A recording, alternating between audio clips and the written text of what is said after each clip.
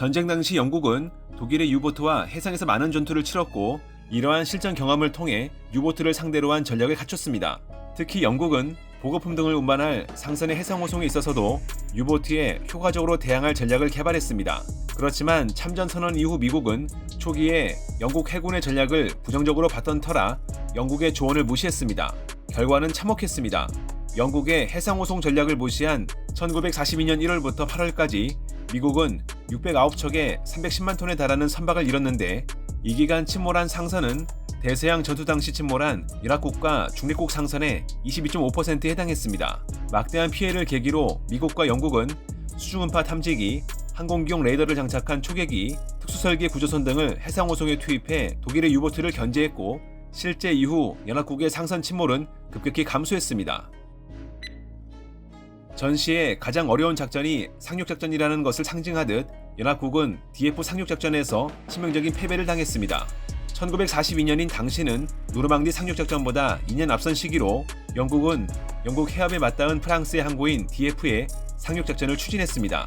이는 독일의 침공으로 많은 피해를 안고 있었던 소련이 영국의 독일에 대한 과감한 전략을 요구한 압박과 내부의 사기 진작 등을 위해 준비했던 작전이었습니다. 그렇지만 계획과 달리 상륙 직후 독일의 방어는 완벽했고 상륙작전에 투입된 캐나다군 5,000명을 비롯해 영국군과 미군은 막대한 인명피해를 봤습니다.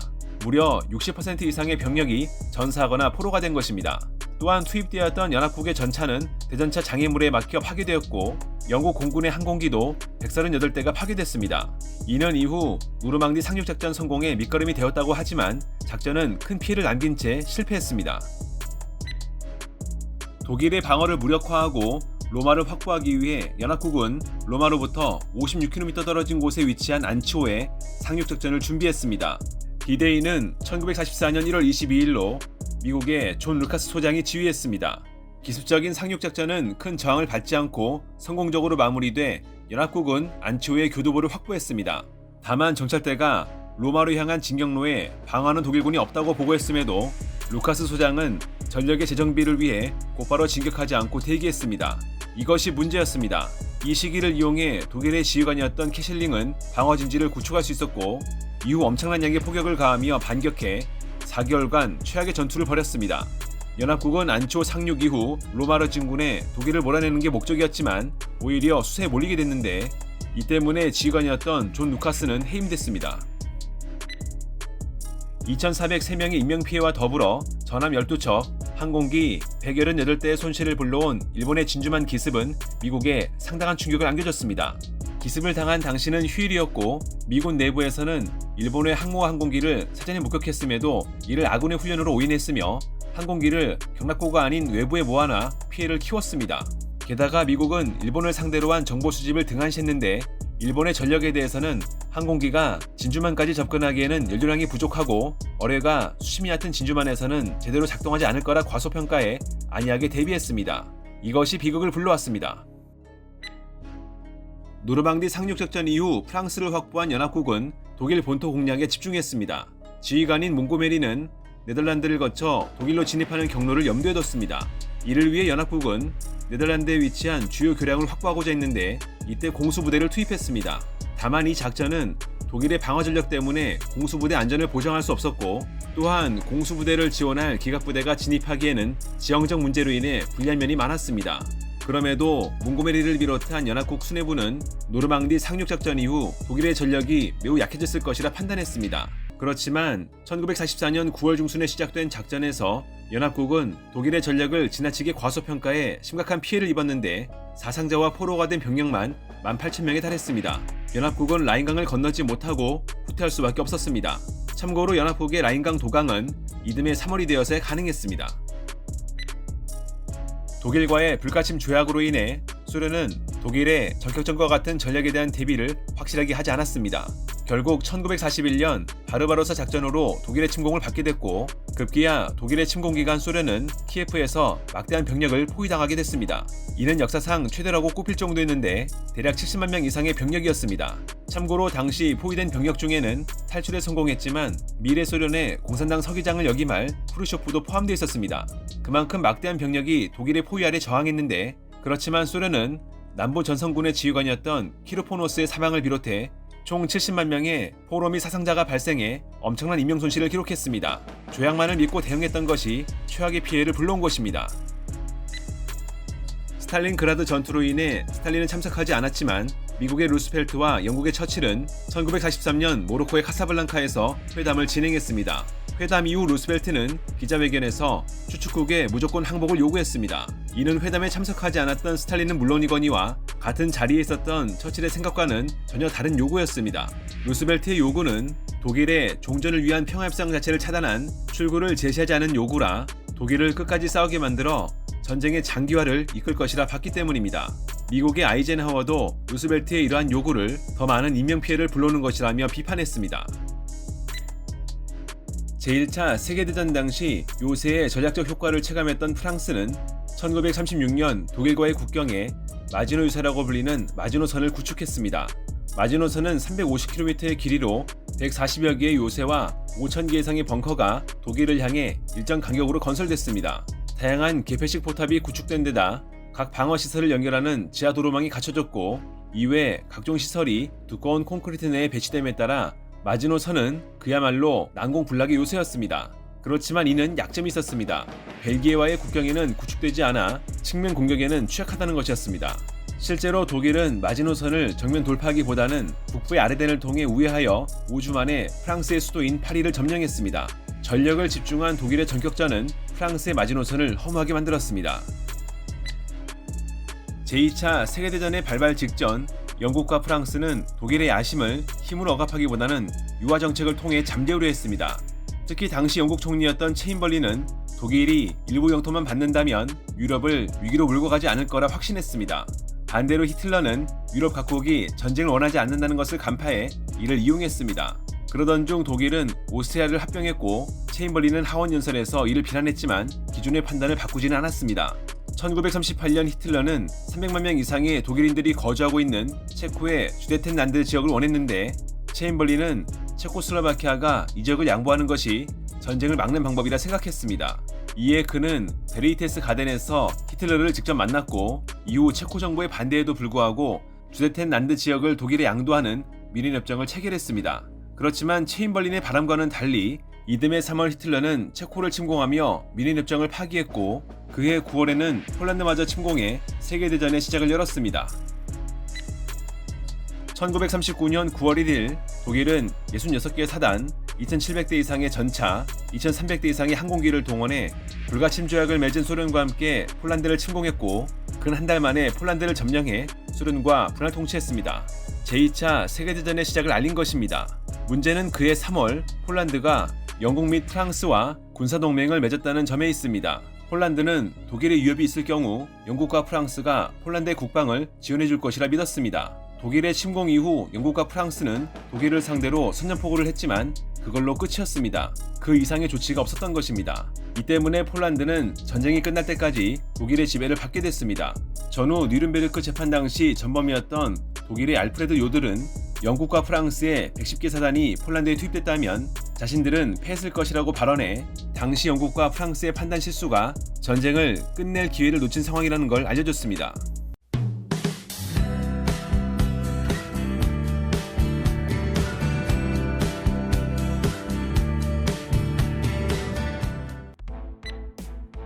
(1981년에) 처음 시작되었던 평양 마라톤 대회는 매년 4월 평양에서 개최됐습니다. 만경대상 국제 마라톤 경기 대회라고도 불리는 평양 마라톤 대회는 무엇보다 외국인이 참가하는 대회라는 점에서 각국의 관심을 모은 바 있습니다. 물론 에볼라 바이러스나 코로나 바이러스가 심각했을 땐 외국인들의 참가를 제한하기도 했습니다. 평양 마라톤 대회는 북한 당국 입장에서는 선호하는 스포츠 이벤트입니다. 이유인즉 먼저 평양 마라톤 대회는 김일성의 탄생을 기념하는 대회로 이를 통해 김일성을 대내외에 알리는 효과를 창출할 수 있다는 점이 있습니다.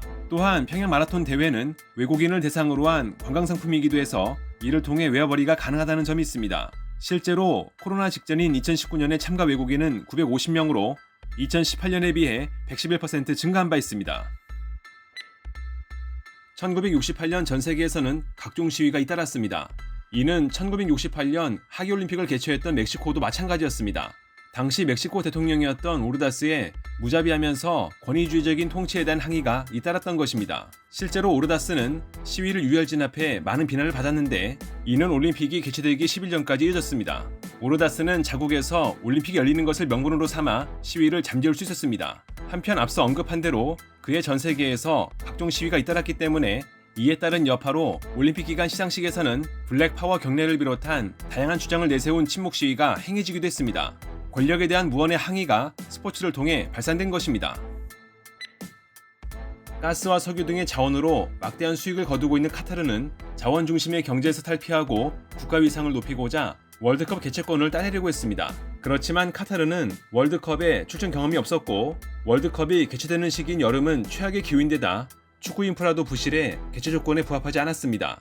이 때문에 이러한 조건을 넘어서 월드컵 개최권을 획득한 카타르에 대해 의혹이 많았습니다.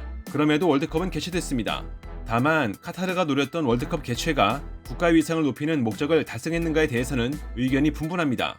개최를 위해 피파 관계자들에게 뒷돈이 주어졌다는 의혹, 카타르를 위해 여름이 아닌 겨울로 대회 기간을 옮겨갔다는 것, 경기장 및 인프라 건설을 위해 2,200억 달러를 쏟아부으면서 대략 6,500명의 외국인 노동자가 사망한 것 등 부정적인 이슈가 존재하기 때문입니다. 2011년 시진핑은 자신의 세 가지 소원이라면서 중국의 월드컵 진출과 월드컵 개최, 월드컵 우승을 언급했습니다. 시진핑은 축구를 상당히 좋아하는데 이 때문에 중국에서는 축구 굴기라고 불리는 축구 개혁이 진행됐습니다. 이는 중국의 유소년 축구부터 성인 축구에 이르기까지 많은 영향을 끼쳤습니다. 2004년에 출범한 중국의 프로축구 리그도 축구 굴기 덕에 외형적인 성장 기회를 잡았습니다. 무엇보다 중국 프로축구 리그의 구단주인 금융기업, 건설기업, 부동산기업, IT기업들은 시진핑의 최대 관심사가 축구인지라 그의 눈에 들고자 막대한 자금을 프로축구팀에 쏟아부었습니다. 이는 사실상의 정경유착이나 다름없는데 그렇지만 정작 중국의 축구 실력은 퇴보한 분위기입니다. 카타르 월드컵 출전 실패 이후 중국인들이 월드컵을 시청하며 당국의 코로나 봉쇄 정책에 불만을 표한 것은 권력을 위협한 놀라운 사례였습니다. 게다가 권력을 위해 프로축구에 막대한 투자를 했던 헝다 그룹과 같은 기업들은 언제 문을 닫을지 모를 상태라 전반적인 분위기가 암울해 보입니다. 유명 복싱 프로모터인 돈킹은 무하마드 알리와 조지 포먼의 경기를 추진했습니다. 그렇지만 1914년 당시 미국에서는 두 선수에게 500만 달러를 지급할 만한 후원자가 없었습니다. 이에 돈킹은 당시 자이르의 독재자였던 모부투의 미국 고문을 통해 자이르에서 경기를 개최하면 권력 유지와 국가 위상 제고에 도움이 될 것이라 홍보하며 모부투에게 경기 개최를 제안했습니다.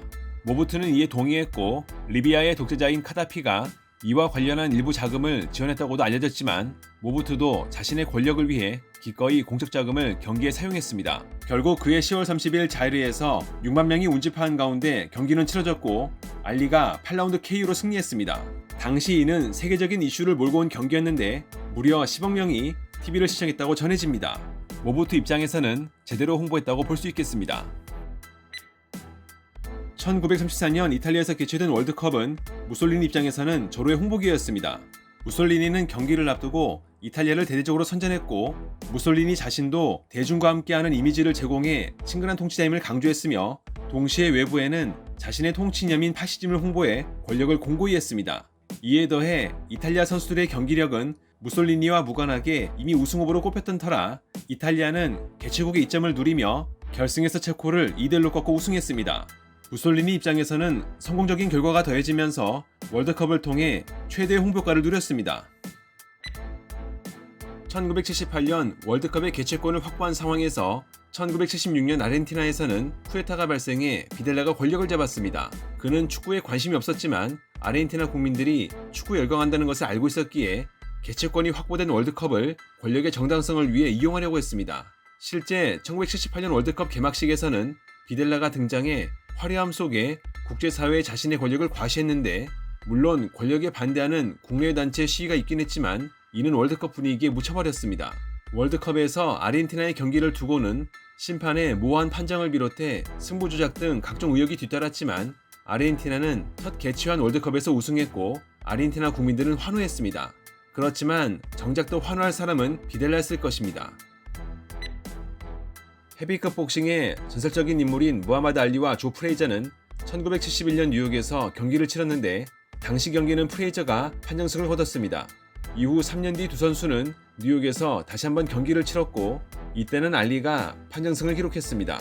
이들의 승부가 팽팽했기 때문에 세 번째 경기의 개최는 예정된 것이나 다름없었는데 이는 1975년에 의회의 장소인 필리핀 마닐라에서 진행됐습니다. 이유인즉 필리핀의 독재자였던 마르코스가 1973년 선거 이후 반대 세력을 억압하고자 계엄령을 내린 상황에서 이 시합을 개최해 권력의 정당성을 강조하고 필리핀을 세계적인 국가라고 선전하기 위함이었습니다. 마르코스는 대회 개최를 위해 막대한 돈을 쏟아부었는데 경기는 알리가 승리했습니다. 전 세계에서 1억 명이 이를 시청한 것으로 추정되고 있습니다. 러시아 소치 동계올림픽에는 당초 계획의 4배 이상인 510억 달러 예산이 투입됐습니다. 이에 대한 논란이 있었습니다. 대회 준비 과정에서 계약과 관련한 부정부패 의혹이 있었던 것입니다.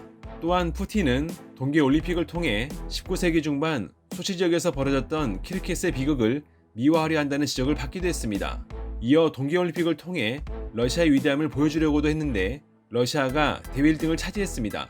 그렇지만 패배 후 경기력 향상을 위한 약물을 국가 차원에서 지원했다는 의혹이 있었고 이는 사실로 드러났습니다.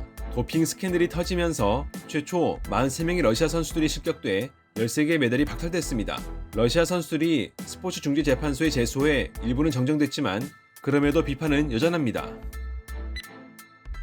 1935년 나치 독일에서 반유대주의 법인 뉘른베르크 법이 통과되자 해외에서는 1936년 하계올림픽에 베를린 개최를 반대하는 여론이 조성되기도 했습니다. 그렇지만 올림픽은 베를린에서 열렸습니다. 히틀러는 올림픽을 선전도구로 활용했습니다. 개최에 앞서 이 대회에서 처음으로 등장한 성화봉송은 독일 내 젊은이들에게 나치 운동에 동참시키려는 목적이 있어서 최적의 행사였습니다.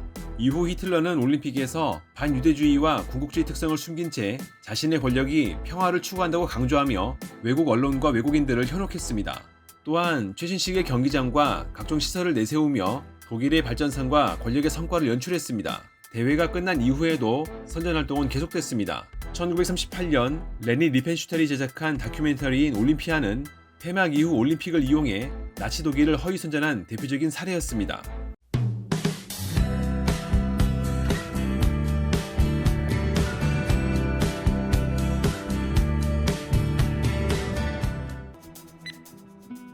네팔의 디펜드라 비르 비크람샤 대부는 네팔의 국왕이었습니다. 왕세자였을 때 디펜드라는 인도 왕실의 여성인 데비아니와 결혼을 원했습니다. 그렇지만 당시 아버지이자 네팔의 국왕이었던 비렌드라는 정치적 이유와 카스트 신분 등의 이유로 이를 반대했습니다. 이후 논란이 있긴 하지만 디펜드라는 이에 격분해 2001년 6월 1일 아버지인 비렌드라와 어머니인 아이시아라를 포함한 8명의 왕족에게 총격을 가했습니다. 이후 자신에게도 스스로 총격을 가해 생을 마감하려 했습니다. 그렇지만 공교롭게도 가족은 모두 사망했지만 디펜드라는 사망하지 않고 혼수 상태였습니다. 이 때문에 디펜드라는 헌법에 따라 혼수 상태에서 네팔의 국왕이 됐는데 다만 그의 집권은 3일 뒤 치료 도중 사망하면서 막을 내리게 됐습니다. 카를로스 루즈는 브라질 역사상 재임 기간이 가장 짧은 대통령의 기록을 갖고 있습니다. 먼저 1954년까지만 해도 브라질은 제툴리우 바르가스가 2번의 대통령을 역임하며 독재로 브라질의 개혁을 추진해 나름 브라질의 현대를 이뤄냈습니다.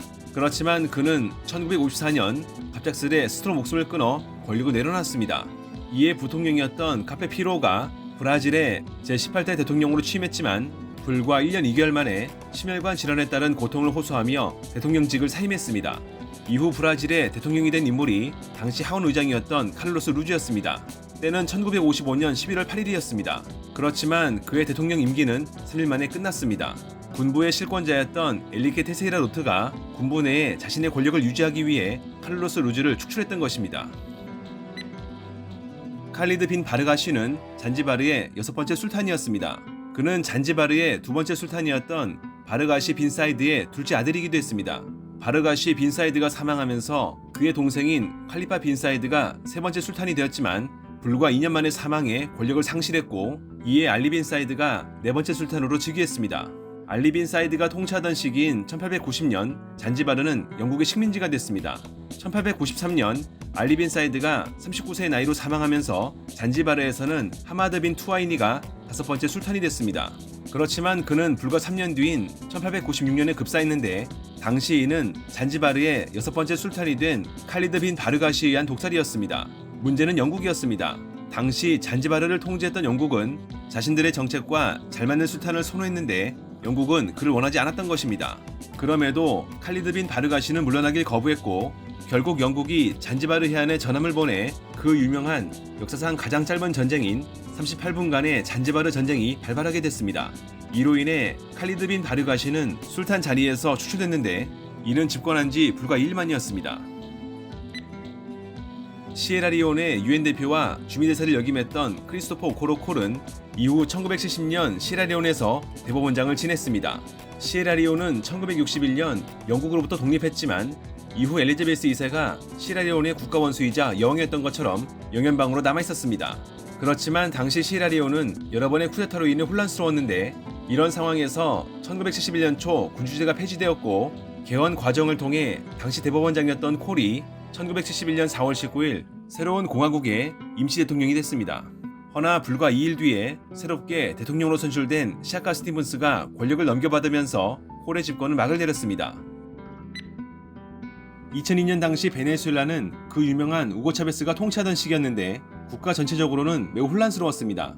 총파업을 비롯해 시위가 빈번하면서 급기야 4월 11일 반대 세력에 의해 쿠데타가 발생한 것입니다.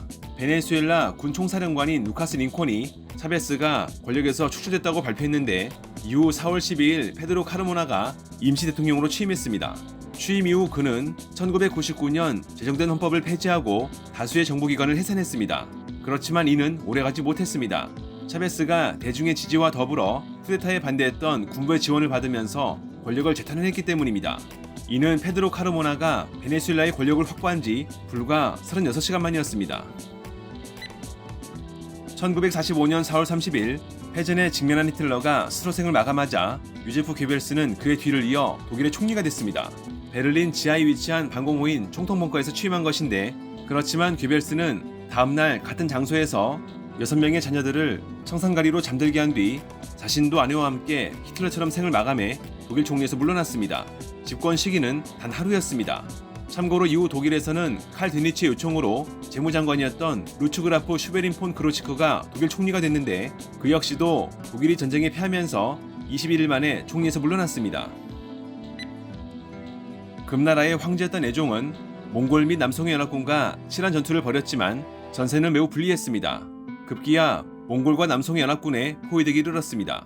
1234년 2월 9일 새벽 애종은 비대한 자신의 몸으로는 탈출이 불가능하다며 금말제로 잘 알려진 당시 호위대장인 완한승린에게 황제의 자리를 넘겼습니다. 이후 애종은 포위망이 좁혀지자 스스로 목숨을 끊었고 금말제는 애종을 추모하고 탈출을 시도하려 했지만 당일 오후 몽골군에게 붙잡혀 처형됐습니다. 황제로 즉위한 지 1일을 채 넘기지 못한 것입니다. 이는 중국 역사상 최단기간입니다. 러시아의 대공이었던 미하일 2세는 애초 왕위 계승 서열이 4위였습니다. 그렇지만 조부였던 알렉산드르 2세가 암살로 사망하자 아버지였던 알렉산드르 3세가 이를 이어받았는데 그는 신장염으로 건강이 악화돼 13년 7개월 만에 황제 자리에서 물러났습니다. 이후 즉위한 황제가 그 유명한 니콜라 2세로 그는 1917년 2월 제1차 러시아 혁명이 발생해 군부와 두마의 요구로 그해 3월 15일 퇴위했습니다. 이때 니콜라 2세는 구금 상태에서 후계자를 자신의 아들이 아닌 동생인 미하일 2세로 지목했습니다. 그렇지만 미하일 2세는 이에 대해 긍정과 부정의 입장을 내비치지 않은 상태에서 임시정부 관계자들을 만난 뒤 황제 자리를 포기한다는 성명을 발표했습니다. 이는 니콜라 2세가 퇴위한 지 대략 18시간이 지난 시점이었습니다. 페드로 라스크레이는 멕시코를 넘어 전 세계의 역대 대통령 중에서 가장 짧은 재임 기간의 기록을 갖고 있습니다. 대통령이 되기 전 그는 멕시코의 외무장관이었습니다.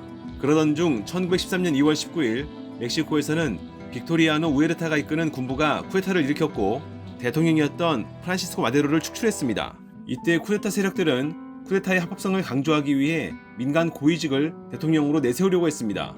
그렇지만 이미 대통령 외에도 부통령부터 법무장관까지 축출된 상태여서 군부는 외무장관이었던 페드로 라스크레인이 대통령을 맡게 했습니다. 그러나 그는 바지사장이었습니다. 대통령으로 취임한 지 불과 45분 만에 쿠데타를 주도했던 빅토리아노 우에르타를 대통령으로 임명하고 사임했기 때문입니다. 1824년 9월 16일 프랑스를 통치했던 루이 18세가 건강 악화로 사망하자 이후 그의 동생인 샤를 10세가 왕위를 계승했습니다. 루이 18세에게는 아들이 없었기 때문입니다. 그렇지만 새로 즉위한 샤를 10세는 재위 당시 큰 인기를 얻지 못했습니다. 이에 개혁을 통해 군주제를 이어가고자 했지만 그는 7혈혁명으로 인해 왕에서 물러나야 했습니다. 역사가들 사이에서 논란이 있긴 하지만 이때 그는 자신의 아들이었던 루이 19세로도 알려진 루이 앙투안을 후계자로 지목했습니다. 그러나 루이 19세도 불과 20여 분 뒤 왕위를 조카에게 넘기며 스스로 왕위를 포기하고 스코틀랜드로 떠났습니다.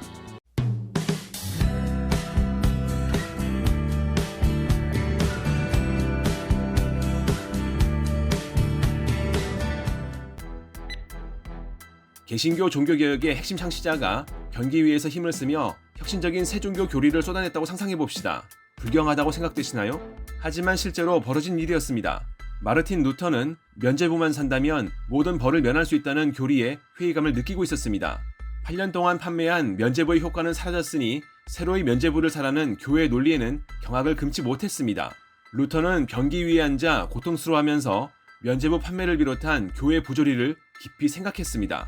초상화에 잔뜩 굳어있는 얼굴만 봐도 그가 장 트러블로 인해 얼마나 고통스러워했는지 쉽게 알 수 있습니다. 그렇게 성스러운 종교개혁은 더러운 변기위에서 탄생했고 세계사에 큰 영향을 미치게 됐습니다. 공포소설인 프랑켄슈타인의 저자 메리 셸리의 남편은 낭만주의 시인이었던 퍼시 빌리 셸리였습니다. 퍼시 빌리 셸리는 29세 나이에 기이한 배사고로 사망했는데 그의 시신은 장작더미에서 화장됐습니다. 그런데 공교롭게도 그의 심장은 섬유화가 진행돼서인지 타지 않았습니다. 이에 메리는 그의 심장을 매장하지 않고 간직하기로 결심했습니다. 섬유화되어 단단해진 심장을 비단 주머니에 넣어 늘 가지고 다닌 것입니다. 심장은 1852년 메리가 사망한 지 1년이 지난 시점에 발견됐는데 퍼시 빌리 셸리의 유적시가 적힌 종이에 쌓여 있었습니다. 마침내 그의 심장은 메리와 그의 아들이 잠든 납골당에 함께 묻히게 됐습니다. 레닌이 사망한 지 14년이 지난 1938년 스탈린과 공산당 중앙위원회는 레닌의 묘를 방문했습니다. 그곳에서 스탈린과 일행들은 레닌의 시신을 면밀히 관찰하고 있었고 이를 지켜보는 시신 보존 담당자들은 초조했습니다. 그러던 중 몰로토프 수상은 많이 달라졌다라고 중얼거렸습니다. 스탈린 통치하에서는 실패를 용납하지 않았는데 레닌의 피부에 곰팡이가 핀 것입니다. 사실 시신 보존 담당자들은 레닌이 사망한 1924년 이후 곰팡이는 물론이거니와 시신의 피부가 푹 커지는 걸 막고자 레닌의 얼굴에 바셀린, 왁스, 파라핀, 젤라틴을 주기적으로 주입했고 근육에는 방부제를 주사했으며 손과 얼굴을 포름알데히드에 담갔습니다. 이런 것이 14년간 지속됐던 것입니다. 스탈린은 레닌을 숭배하는 것이 자신의 통치에 도움이 된다고 생각했기 때문에 이를 위해 레닌의 시신 보존에 많은 관심을 보였습니다. 하지만 상태가 온전치 못해 통치를 위해서라도 이를 개선하는 게 시급했습니다. 200명의 과학자를 비롯한 시신 보존 담당자들은 해결책을 고민했고 기술적으로는 한계가 있다는 판단에 조명을 교체한 유리관을 새로 제작해 레닌의 피부가 그럴싸하게 보이도록 조정했습니다. 이것이 지금까지 이어져 온 것인데 부자연스러운 그의 모습을 두고 아직까지 의견이 분분합니다. 올리버 크로멜은 내전에서 승리해 국왕이었던 찰스 1세를 처형하고 잉글랜드에서 독재 정치를 했습니다. 종신 호국경으로 재임하며 국왕이 되고자 했지만 그는 자연사했고 당시 그의 아들인 리처드 크로멜이 후계자로 지명됐습니다. 그렇지만 쿠데타가 발생해 과거 찰스 1세의 아들이었던 망명 중인 찰스 2세가 왕으로 옹립됐습니다. 그러자 찰스 2세는 증오심에 불타 이미 사망한 올리버 크로멜의 무덤을 파헤쳤고 그의 참수를 명령했습니다. 사실 참수형은 이를 집행하는 사람의 기술 수준에 따라 큰 차이를 보이는데 한 방에 제대로 자를 수 있냐도 마찬가지였습니다. 참고로 잉글랜드에는 과거부터 참수에 서툰 집행자가 있었습니다. 올리버 크로멜의 증조부인 토머스 크로멜은 올리버 크로멜처럼 참수형을 선고받았었는데 서툰 집행자에게 배정돼 단번에 잘리지 않았고 여러 번 난도질한 끝에 잘려 큰 고통을 받은 바 있습니다. 제2차 세계대전의 대표적 인물로 꼽히는 이탈리아의 무솔리니는 1945년 공산주의자들에게 처형됐습니다. 이후 의사들이 그의 부검을 실시했고 이때 손상된 무솔리니의 뇌를 적출했습니다. 미국 정부는 전쟁 당시 무솔리니의 기이한 행동이 매독을 치료하지 않아 발생한 마비 때문이라 판단해 그의 뇌 견본을 요청했습니다. 시험관에 담긴 뇌가 워싱턴 DC로 보내졌고 그곳에서 연구를 진행한 결과 뇌는 예상과 달리 정상이었습니다. 이후 뇌 견본은 성 엘리자베스 병원과 미국 육군 병력연구소에 나눠 보관됐습니다. 1957년 무솔리니의 유족은 온전한 시신을 매장하길 원해 미국에 뇌를 돌려달라 요청했습니다. 그렇지만 공교롭게도 성 엘리자베스 병원에 보관되었던 뇌 견본은 사라져버려 유족에게는 절반의 뇌만 반환됐습니다. 아직도 무솔리니의 뇌 견본 절반은 사라진 상태로 모두 행방을 모르고 있습니다. 다만 2009년 익명의 판매자가 무솔리니의 뇌 견본을 15,000유로에 판매한다고 이베이에 글을 올렸는데 무솔리니의 소녀가 이를 신고해 삭제되었던 일이 있었습니다. 절반의 뇌 견본은 어디에 있을까요? 1969년 아폴로 11호는 처음으로 달에 착륙한 우주선입니다. 당시 3명의 우주비행사 중 닐 암스트롱은 인류 최초의 달 착륙이라는 이정표를 세우며 지금까지 많은 사람들의 기억에 남아있지만 두 번째로 달에 착륙했던 버즈 올드린은 그렇지 못했습니다. 이를 두고 한때 국내에서는 1등만을 기억하는 대표적인 사례로 아폴로 11호가 거론되기도 했습니다. 그렇지만 버즈 올드린도 인류 최초의 기록을 세운 게 있습니다. 바로 달에서 바지의 소변을 본 최초의 인간이라는 것입니다. 그는 달 착륙 전 우주선에서 착용했던 소변 보관 장치 내 소변을 비우고 우주복을 다시 입었습니다. 이후 그는 달 표면으로 내려가 뛰어다녀야 했습니다. 달 착륙 시 우주선의 다리가 압축되어야 했으나 제대로 작동하지 않았기 때문입니다. 이것이 문제가 됐습니다. 뛰어다니는 도중 소변 보관 장치가 충격으로 인해 고장이나 달에서 소변을 본 것들이 예정된 곳이 아닌 부치에 고였기 때문입니다. 그는 의도하지 않았던 최초의 기록을 세웠습니다. 미국을 건국한 조지 워싱턴은 평소 치아에 문제가 있었습니다. 그는 24세 때 오실링을 지불하고 이를 뺀 기록이 있는데 이것을 시작으로 그는 여러 개 이를 뽑았습니다. 그럼에도 치아 상태는 최악이었고 대륙군 사령관이었던 49세가 되던 해에 그는 부분 의치를 사용했습니다. 심지어 초대 대통령으로 취임했던 57세 당시 그에게는 이가 하나밖에 남지 않았습니다. 그럼에도 그는 의치를 사용했기 때문에 대중들은 이를 알 수 없었습니다. 당시 사회적 지위가 높았던 그는 최고의 의치를 사용했는데 바로 실제 사람의 이로 만든 것이었습니다. 그렇다면 누구의 치아였을까요? 기록에 따르면 조지 워싱턴은 자신의 치과 의사에게 흑인의 9개 치아 비용으로 6파운드 이실링을 지불했다고 나와 있습니다. 백인의 치아는 비쌌기 때문에 부유했지만 인색했던 그가 흑인의 이를 선택한 것으로 추정되고 있습니다. 참고로 그는 노예제도를 싫어했지만 정작 56년간 노예를 소유했었는데 그가 자신의 노예를 해방시킨 시점은 자신이 사망한 뒤 유언장을 통해서였습니다. 강력한 신인 제우스와 같은 고대 그리스의 유명 조각상을 보면 음경이 매우 작다는 것을 알 수 있습니다. 고대 그리스의 이상적인 남성의 모습이 현대와 달랐던 것입니다. 당시 그리스인들은 작은 음경을 완벽한 남성의 특징으로 인식했습니다. 고대 그리스에서는 이를 포함해 햇볕에 그을린 피부, 잔근육, 탄탄한 몸, 평온하고 신중한 마음이 탁월한 인격을 나타내는 소프로시네에 담겨 있었습니다. 따라서 고대 그리스 조각상은 소프로시네를 반영하기 위해 모든 근육이 돌출되지 않고 적당히 조화롭게 구성됐습니다. 작은 음경도 이에 따른 것으로 오히려 당시 큰 음경은 미학적으로나 철학적으로 나쁜 것이었습니다. 대체로 클수록 좋다는 오늘날의 인식과는 큰 차이가 있었습니다. 중국을 건국했던 마오쩌둥은 1976년 사망했습니다. 당시 중국과 소련은 갈등 관계였었는데 이것이 문제였습니다. 소련의 기술자들이 다른 공산주의 지도자들을 방부 처리하거나 미라로 만드는 걸 도왔지만 중소 관계로 인해 중국에는 그렇지 않았기 때문입니다. 어쩔 수 없이 중국에서는 마오쩌둥 시신의 방부 처리를 스스로 습득해 진행해야 했는데 결과는 처참했습니다. 마오쩌둥의 머리가 축구공처럼 부풀어 올랐고 무공에선 포르말데히드가 땀처럼 흘러나왔던 것입니다. 이 때문에 중국에서는 1년간 이를 개선하려고 했지만 귀의 각도가 이상해지는 등 상태는 여전했습니다. 그래서일까요? 마오쩌둥 시신이 안치된 곳에 방문하는 방문객들은 석관에서 6m 떨어진 채 오래 머무는 것이 금지되어 있습니다. 카이사르는 세상의 모든 것을 다 가진 남자였습니다. 단 한 가지만 빼고 말입니다. 바로 머리숱이었습니다. 그는 점점 뒤로 밀리는 헤어라인에 극도로 민감했는데 남은 머리카락으로 이를 가리는 것부터 여러 방법을 동원했지만 모두 헛수고였습니다.